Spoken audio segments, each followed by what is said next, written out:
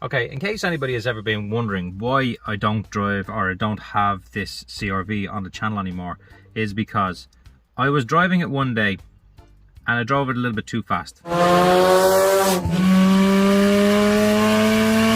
Basically, I was driving it very far for a long time on a straight road, and I drove it just to try to see what speed I could get out of it. And I left it in fourth gear for a good while to stay in VTEC for longer, so then when I changed into fifth it would continue in VTEC, but it kept dropping out of VTEC every time I hit fifth because it's more of an overdrive than it is actually a race gear car ratio. Anyway, so when I got to my destination there was an awful sound from the engine.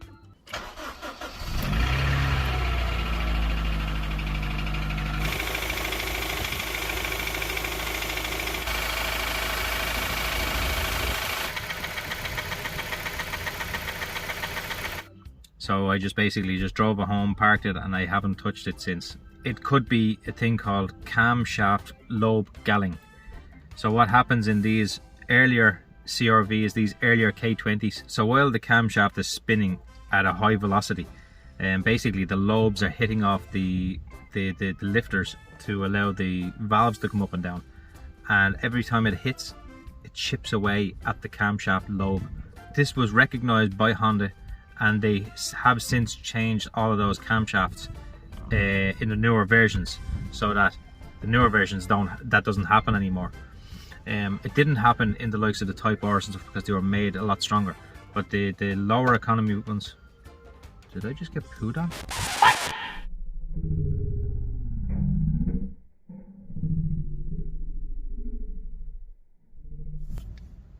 I just got pooed on.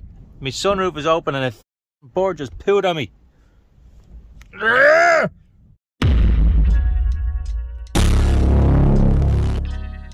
Tomorrow. We have a serious issue with birds shitting on cars around here. Anyway, let's get this cam cover off and see what the cam lobe galling looks like. So in order to take this cam cover off, I want to remove the strut brace that's here, because it's very difficult to get the cam cover out with this in the way. So I'm just going to remove it anyway, just pull it back a bit even, you know. Okay, sorry about the house alarm in the background. I have no control over that. So what I need is actually a 12mm. These are all 12mm in here as well, and that's a 12mm socket.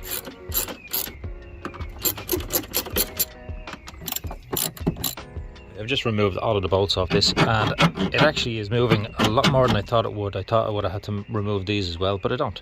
So I should be able to get it out with, well, I should be able to move it over so that I can get the cam cover out now. I've just removed the power steering bracket here. It was only a 10mm bolt at the back. I'm going to remove these two 10mm here, and then I have a bunch of other 10mm on top of the engine then to remove as well.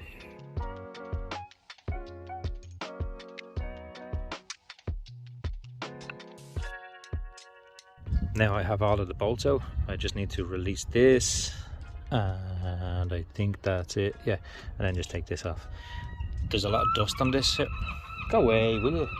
Told you we have a problem with birds, didn't I? There's a lot of dust on this, so I'm just going to try and blow off as much as I can. I don't want anything to fall into the engine itself.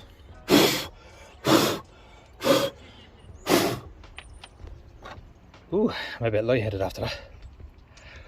Ooh. Right, so it's basically now ready to come off, as you can see.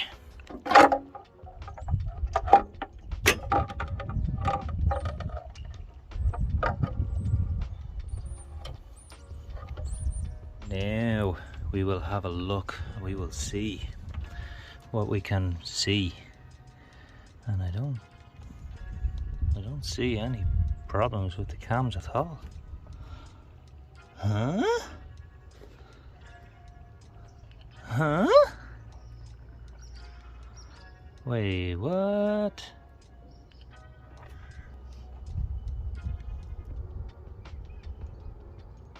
They do look a bit worn, but not bad. Right, I'll be honest lads, I don't see anything wrong with these lobes. Like, they look completely fine. That's the kind of normal wear you would get on cam lobes anyway. So, and here's the exhaust. They look okay. I'm gonna have to turn over the engine a bit anyway, just to see the other side of them, but they look okay. Right, so I've turned over the engine. Yeah, I'm rubbing my nail just to see do I feel any grooves, and I can't feel anything. Like, while looking at it, you can kind of see maybe a little bit along here. Very, very little, if any. But I don't think that's significant enough to give you that ticking sound.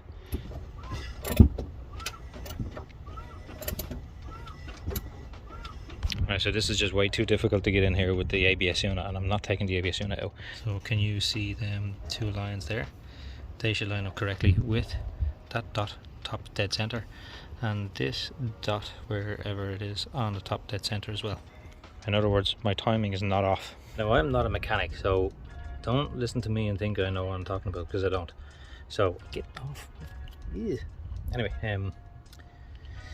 yeah, but I just know that the timing's not off. Why are you attacking me? Why are you attacking me? Get away. So yeah, I just know that the timing is not off. And the cams do not have lobe galling, so it has to be spark plugs. I'll just check the spark plugs anyway, just to see. They maybe look a little bit scorched, but they don't look bad at all. They look okay. Spark plug number 2 looks the same.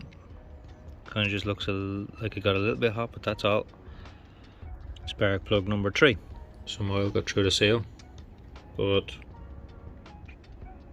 again, looks okay. Like, I've seen worse. I've seen a lot worse, but that's not too bad at all. And spark plug number 4. And again, it looks okay. Doesn't look too bad.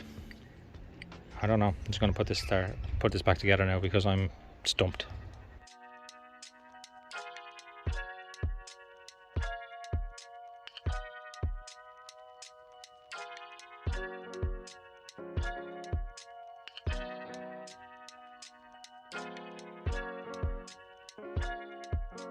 I'm just after putting all this back together and I forgot to check the valve clearance. Could be that. Anyway, I'll try it next time.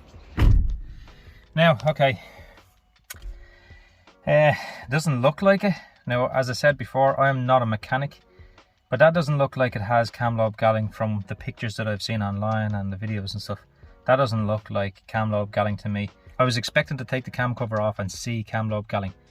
I don't see it. If anybody knows that is cam lobe galling, tell me. Let me know. I don't know.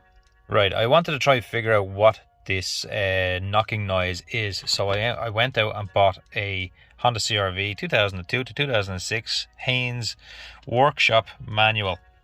So I'm going to have a quick read through this and see what the problems could be.